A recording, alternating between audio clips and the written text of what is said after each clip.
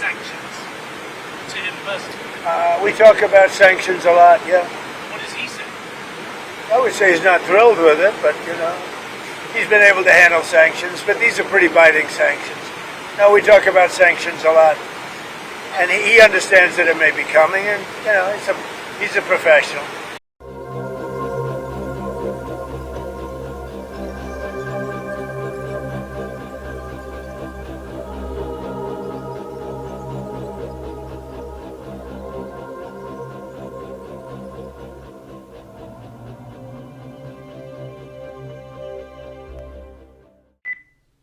Well, hello, that's me again. Today is July 6, 2025. It is Sunday, so I decided to kind of give you a food for thought, so to speak, in the end of this weekend. And starting from the beginning of the video with Mr. Trump. Yes, Mr. Trump, Mr. Putin is a professional, and he is a very high-level professional, because it is very difficult to explain to who, for the most part, not that there are no exceptions, graduates of the Red Banner Institute, also known as KAI, also known as Andropov Institute, are. And Mr. Putin is one of them, and he is one of those people who are probably one rank lower, and it's not far, he still could have done this thing, than people, for example, who work under deep cover and work for decades, and nobody knows that they are Russians. Well, in reality, they are intelligence people, and they operate in favor of Russia.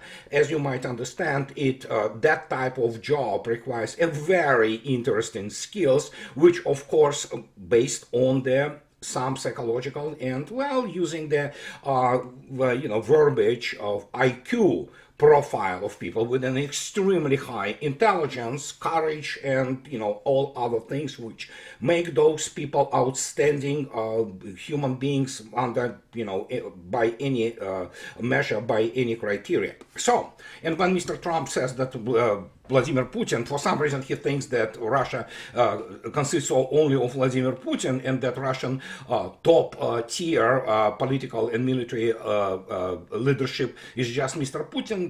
He better learn about how Russia is being run today, and why it is the best and most competent professional government in the world. You just cannot go around it without noting this and saying that, yeah, Mr. Trump, compared to your administration, look at the Vladimir Putin's cabinet, if you wish. Which brings us to another very interesting thing, and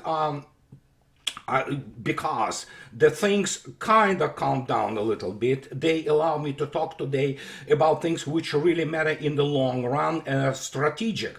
Obviously, there is a BRICS summit in Brazil, and Mr. Lavrov is attending there, and all kinds of things are happening, and so it's very important.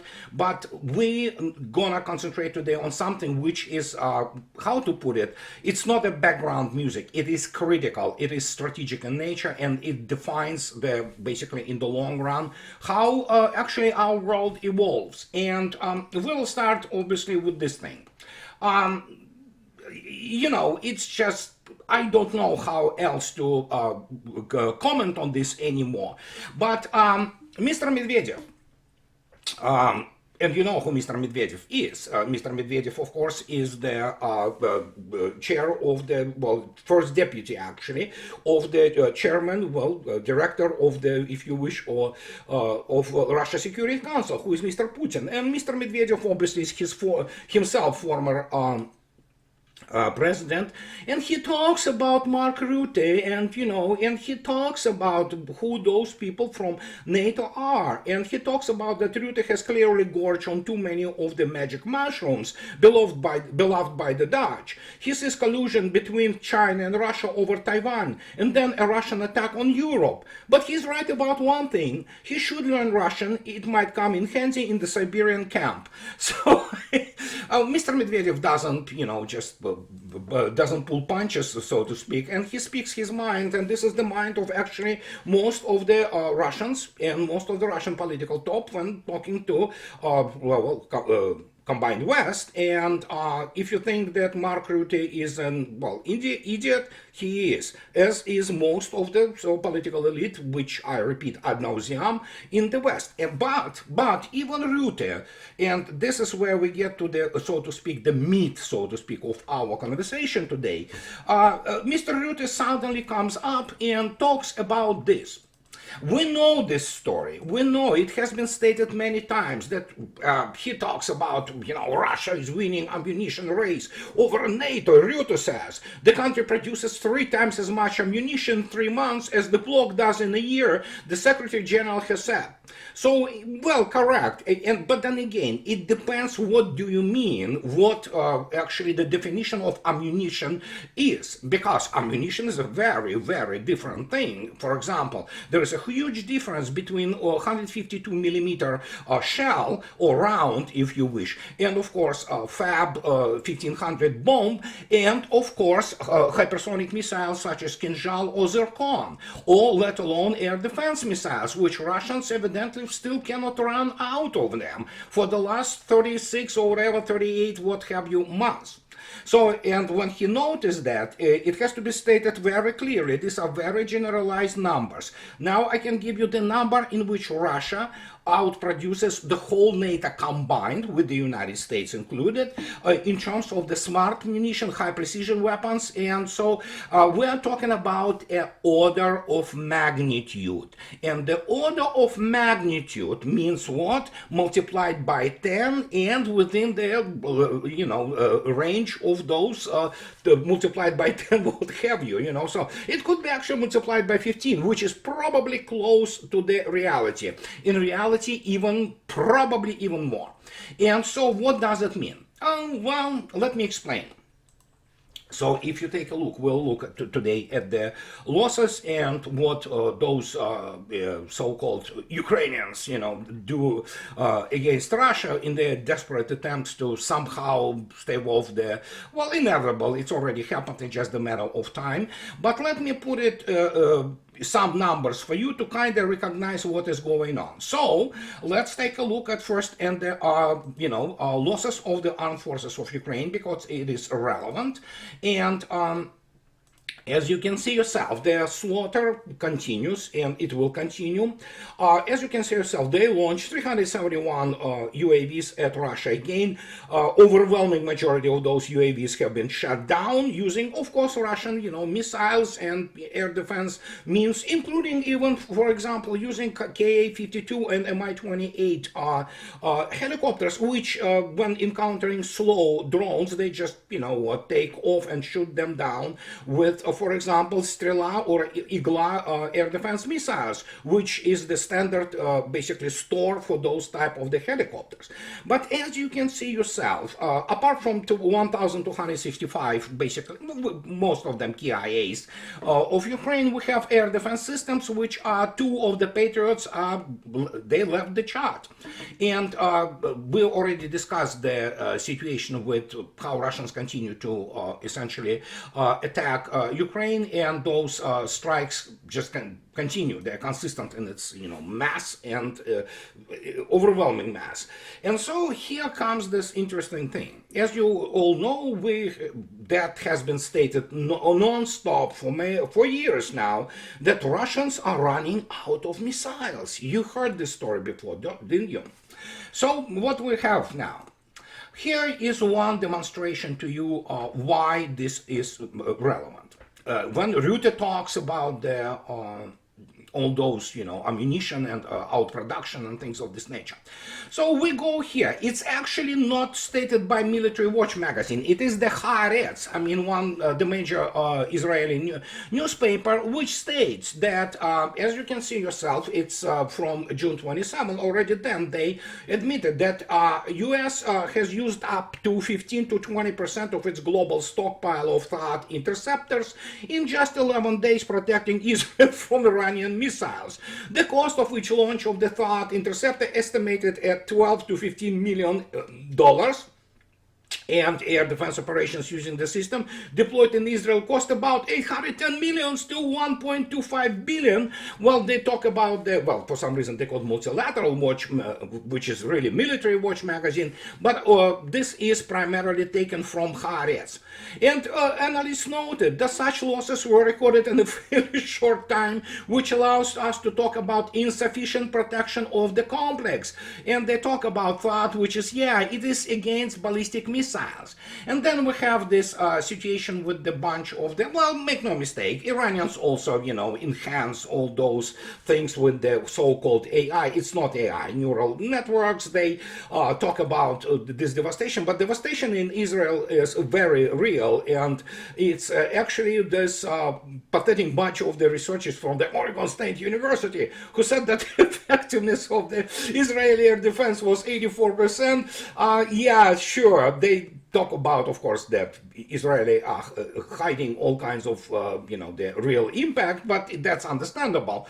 And the problem is, of course, you cannot explain to morons that actually when Iranians are sophisticated enough to use decoys as the part, or sometimes a larger part of their salvas, precisely to make sure that Israelis and Americans unloaded their what stores. After that, as you saw yourself, the ballistic missiles had no problem penetrating whatever was left of this air defense. And yeah, you saw yourself. I don't need to constantly, you know what, reiterate this fact. You can take a look at, you know, my earlier videos and you see yourself. The mayor of Rishon LeZion, for example, is, well, talking about the utter devastation of the city, and he properly speaks about it on the, you know, with the background, appropriate background, which are essentially rubble. And so, yeah, it's all kind of propaganda war between Iran and Israel, but we know that those are absolutely made up numbers, and the effectiveness of this air defense and anti-ballistic missile defense is pathetic. I mean, and it's not 84%, it's probably somewhere around 40, maybe at least at best. So they intercepted something, but most of what needed to be basically get through, it got through. So, and that is the result of this whole situation which Mr. Rutte speaks about, and then we have now the thought, which will require now about 2-3 years to replenish those stocks. And when people say that, oh yeah, United States decided to, you know, pause, which is, they didn't really, the deliveries of the weapons to Ukraine, reality is that, you know, United States simply ran out of everything. And some of those things, which I already stated before in the previous video, are actually related to the untouchable stores. You just cannot go all over without losing your, well, I mean, you know, or violating your national security and military requirements. And this is exactly what is happening now with the United States. So as the result, obviously, Europe is in complete panic, and this is absolutely normal. So we have now even this, this is essentially, Grüne Party in Germany is nothing more than the criminal organized crime grouping, which is, I don't know, this is a bunch of the Cretans, and well, Germans, that's your party, you voted for it. Well, it's not as basically important anymore as it used to be, but if you take a look, for example, at people like the former foreign minister of Germany, I believe he was Grüne, Joschka Fischer. Look at him, the guy evidently still under the influence of those mushrooms from about which Mr. Medvedev just spoke. And so German MPs demand more money for Ukraine. Bild says it. A group of German lawmakers from the Green Party has called on Chancellor Friedrich Merz to urgently increase military aid to Ukraine, claiming that Berlin must contribute more in light of the slowdown in US arms deliveries, according to a letter obtained by Bild. Well, I have news for people of Grüne Party. Okay, these are the people who are primarily responsible for turning Germany into what it is today. It is a pathetically inept military country. Bundeswehr is not even a serious military military force, but of course economically they destroyed Germany. And what do you expect from these people? They wanted this green energy, all this, other ideological cretinism which was perpetrated by the type of people like they are, the globalists, essentially. And Germany doesn't have industrial capacity to do anything other than one or two types of weapons which absolutely have no operational or strategic impact. They might get lucky, get through here and there once in a while, but it's useless. Germany militarily is a midget, and so especially it's midget in terms of the military industrial former might of Germany. And so when these people with this Grüne background try to pretend that they care about Ukraine, no, let me explain. And so when they say that Green MPs who have been among Kiev's most vocal supporters in the Bundestag, let me explain why they are.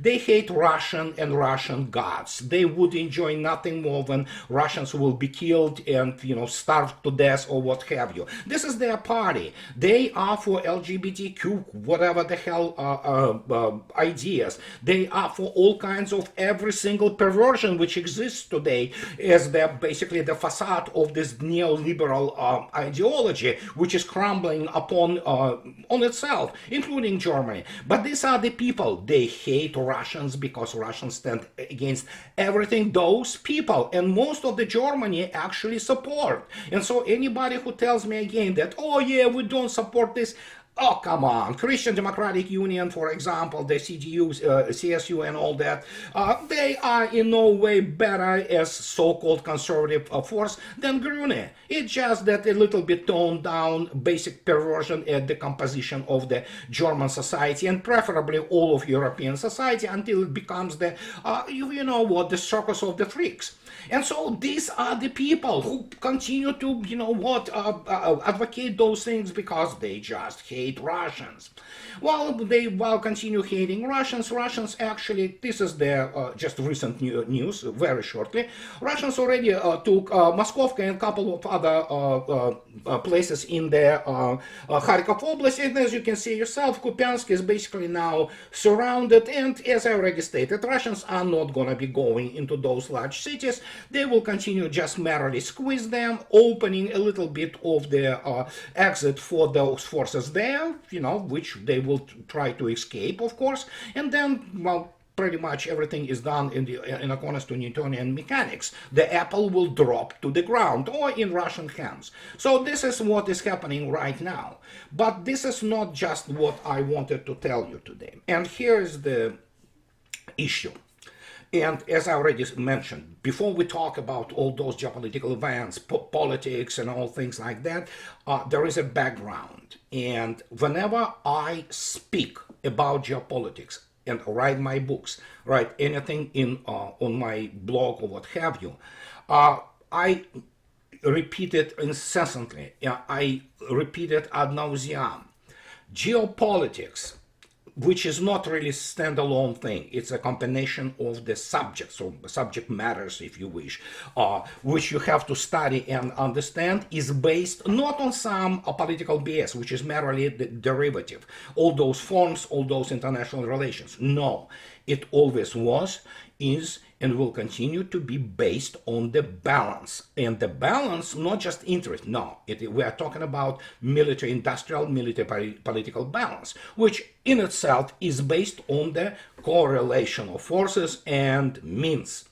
COFM. Yes, if you have viable and powerful armed forces, which are the first derivative of the extremely advanced economies, you're gonna have your sovereignty. If you don't, like Germany, forget about it. You're a vassal state. You're a chihuahua. And the same goes for Europeans. Europeans are chihuahuas. And they are on this leash of American leash. And then, yeah, they will lick the boot of the United States and will do as the United States tells them. So, and that is the simple as that. But even United States now is beginning to find itself in the situation where they really beginning to feel the leash of the logic of the circumstances. And the logic of the circumstances is this correlation of forces and means. And here we are. This is, as you can see yourself, the symbol of the American military power. It is basically, it's a national symbol. You can take a look at those aircraft carriers, and yes, US Navy, it's just, the still powerful force. And as you can see yourself, it looks magnificent. Even here you have B-52s, B-52, and actually F-18s flying. So, it just, impressive, okay? So nobody talks about, tries to deny that these are extremely impressive visuals, and obviously aircraft carriers themselves, they are marvels of the technological achievement and engineering. The problem is, as I already stated, correlation of forces, it means doesn't count for visuals or for how they look like, I mean, in general, and how much of the, in terms of tonnage they actually carry or bear with themselves. So what we have now? And we have the situation with the US Navy, which is the main pillar of the American power, not US Army, make no mistake, with all due respect. But we already discussed this before. And when I say, and I repeat it again ad nauseam, that the United States lost the arms race, I mean it. And why? You can say, oh my God, look at these F-18s, look at those, aircraft carriers. Yeah, sure, very impressive ships. The problem is they are obsolete in the modern war, especially modern naval warfare. And then there is other thing. And we will start with something which, of course, you cannot blame me for bringing it to your attention, because obviously these are the very serious papers. These are which are created or written by very serious people, and we're talking about Government Accountability Office report. And United States Government Accountability Office, they are testimony before the Subcommittee on Sea Power, Committee on Armed Services, U.S. Senate, Navy shipbuilding. And they talk about enduring challenges, call for systemic change.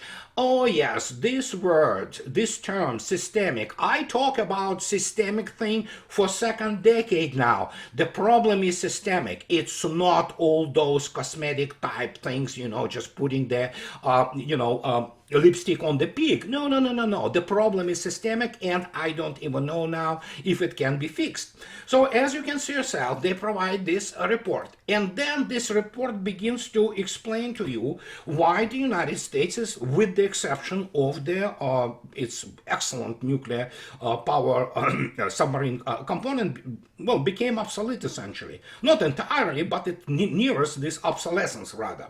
So, and what we have, and here they unload. And this was in the end of March of this year, so it's about 3 months old. So, and they talk about that although maritime threats have been growing, the Navy has not increased its fleet size as planned over the past 20 years. And here's the comment about this. Well, you have to increase the fleet size only based on exactly combat effectiveness or in the tasks.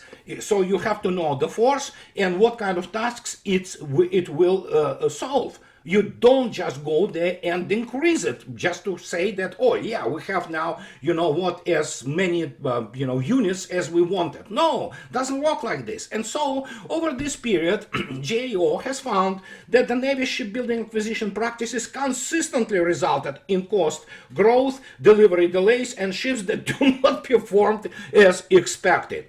Exactly. That's the whole point. You do not go just there and basically build something and say, oh, look at this. This is, yet another hull and we can add it to the combat capability. No, it all depends that how you perform. What is your combat effectiveness? How you solve your appropriate tasks. And it actually not only applies equally to Navy, to Air Forces, to Space Forces, to ground forces. It's all about how you solve your combat tasks. And so they talk about this painful thing, For example, GIO identifies schedule risk in 2024 for the Constellation class frigate program.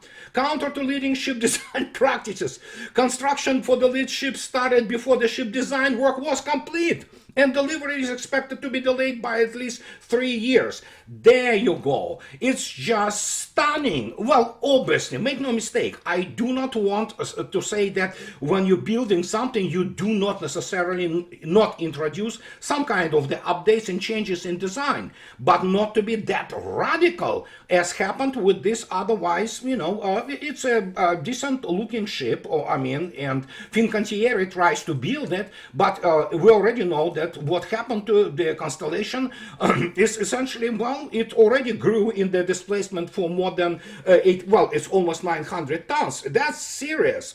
And actually, when you call the frigate, which already have the displacement of almost 8,000 tons, I don't know, there's something really wrong is going on with this thing. And of course, as the result, its top speed and the speed just generally dropped because it's much heavier. And it's not just the only problem with the Constellation. And as GIO continues, they talk about look at this. Current challenges can provide the Navy leadership with the impetus to look for solutions outside of the existing defense acquisition paradigm. Specifically, the Navy can innovate by using effective, proven ship design practices and product developments that are rooted in the approaches of the industry-leading companies worldwide. Yeah, well, guess what? Essentially, Constellation was nothing more than the frame design, which is the European design, but, United States Navy decided, which is totally natural, to stick into it all the American systems, and that changes completely the whole essentially essence of the new ship. And they say that while the Navy strives to improve its shipbuilding performance, marginal changes with the existing acquisition structures are unlikely to provide the foundational shift needed to break the pervasive cycle of delivery delays and cost overruns. And this is the problem not just for the US Navy. This is how American military-industrial complex operates. And we saw ourselves what has happened to the American military. Like thought. Come on, 15 million per missile, really? Are you serious? And the effectiveness at best dubious. In fact, is nobody knows even that if that thought even survived. And so when talking about those absolutely ridiculous practices and ridiculous approach to design of the weapon system, you cannot change things not only incrementally. You have to change completely the system, because obviously you need to look up at the new technological paradigm, of which United States is not in. It fell behind dramatically. And if we go further in this GIO report, they identify things like, they talk about littoral combat ships, which is a disaster. A disaster. These are not combat ships. There's anything but. They do not, drive themselves. They have issues with the propulsion. They have no serious air defense or any other type of the weapon. So, and they talk about, actually, when they talk about littoral combat ships, that unstable requirements. Yeah, they change all the time. Incomplete design. So, yeah, we know that. Years later, they need it. Yes, we know. And then they continue to actually explain what is happening, so that they never have fully delivered their promised capabilities. As far as I know, they never delivered any capabilities. And they talk about technology immaturity increases cost. And they talk about demonstrate that the Navy had not yet was able to demonstrate, for example, feasibility of the technology for Zumwalt class destroyer. This actually white elephant, 3 of them, each of them $4 billion, which only carry those SM-6s and SM-3s with a dubious performance against the modern weapons. And now we have the same situation appearing with the Constellation class frigate. The only thing the United States is building, which is now becoming obsolete design, the only thing they have is the fairly large number of the VLS Mk-41 cells, which is 96. They want to stick more cells as if it's going to change the outcome for the Arleigh class Flight 3 design. It is the same old Aegis ship, which is absolutely not designed to fight modern naval combat, especially in the surface warfare, when you look attentively at the weapons. And even the constellation, when you look at this constellation, which United States need these working horse frigates, well, they are working horses of the modern navies. They still carry, like, Russian Gorshkov class, but again, Russian Gorshkov class carries hypersonic weapons. They carry striking power enough to deal with serious damage, not just go there and, hurl those obsolete tomahawks, which they carry at some third world crap hole, and say that, oh my God, look at our power. No, and even that, look at Houthis, what they did to US Navy. Well, the Red Sea is still closed, So, and when we go and take a look at the constellation, basically capabilities of what they are supposed to be, here we have this. And again, for frigate, it's almost 8,000 tons full displacement. That is really not frigate type thing. But look at this. Operational capabilities they talk about. The Constellation class frigate is designed as multi-role small surface combatant, with 8,000 tons. I'm sorry, guys. We are really talking about gigantomania, on the US Navy. But the point is, the larger that you are today, the fatter the target you are. And so they talk about capable of performing air defense, anti-surface warfare, anti-submarine warfare, and electronic warfare mission. So they talk about their equipped, again, all kinds of enterprise air surveillance radar, Aegis baseline 10, whatever that is, and Mk-41 vertical launch systems.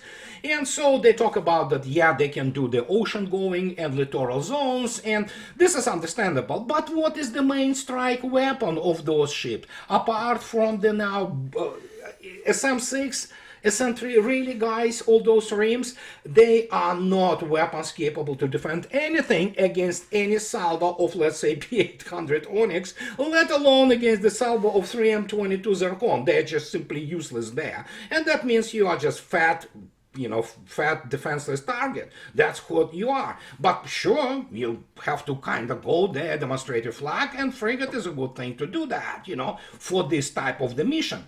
Well, as always, here it is. This is the main strike thing there. Oh gosh, yeah, this is naval strike missile. This is the main strike missile, of the US Navy now. You see, it looks cool, looks stealthy, all things like that. Then we go to the Kronberg, who designed this missile, and look at that. So as you can take a look, this the technical data, you have the speed of the Kronberg missile.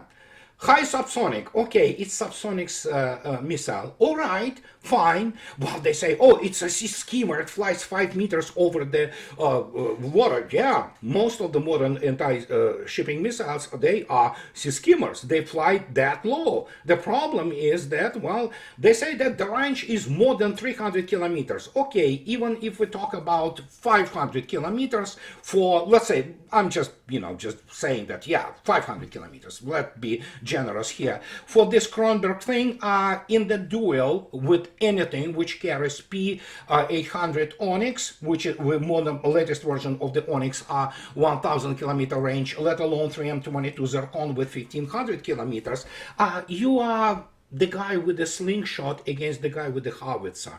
And so how do you want to fight this? And we know how you want to fight this. You want to fight this against navies which cannot shoot back. The same as US Army loves to fight, people who cannot shoot back. And then when shooting back starts, let alone people who actually dominate the world in long-range fires and, long-range strikes, what are you going to do? There you go. And then suddenly you are at this brick wall of the technological obsolescence, and you simply have no ways to do anything about it.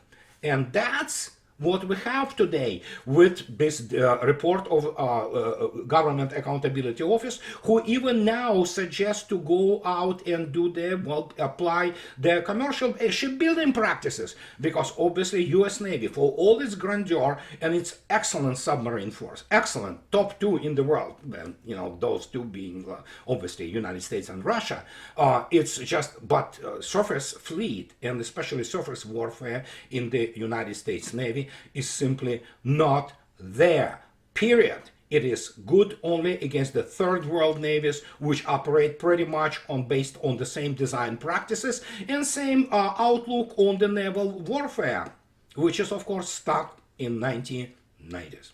And this is what it is today. And so this is what I wanted to tell you today, guys, about this whole situation, which is strategic in nature and even more important possibly than this summit of BRICS. Because it's just routine work, that's, I do not want to anyway denigrate it. No, I'm just saying this is just another mini summit. They will continue to do those things. But here we have a strategic problem with the US Navy and US Armed Forces in general. And yes, the crisis is systemic and you cannot do cosmetic measures anymore because United States lost the arms race.